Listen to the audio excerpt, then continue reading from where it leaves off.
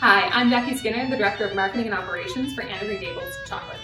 We look forward to welcoming you when you bring your groups to Prince Edward Island. At Anne of Green Gables Chocolates, this is a great opportunity for you to deliver a taste of PEI to your visitors.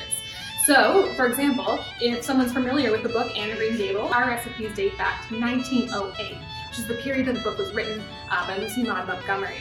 So whether that's our fudge, which is just made of 4 ingredients, or our caramels, any of our chocolate-covered products, it really brings a taste of Prince Edward Island and Anne of Green Gables to your visitors. But if that's not your kind of treat, then we have something else that might interest them.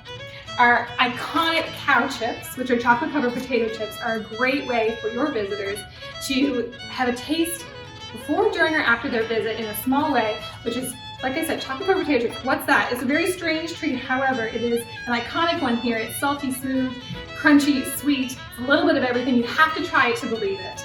And it's a great way to leave someone with a lasting memory of Prince Edward Island. So we hope to see you when you bring your groups to Prince Edward Island, and hopefully they come and visit Anne of Green Gables Chocolates.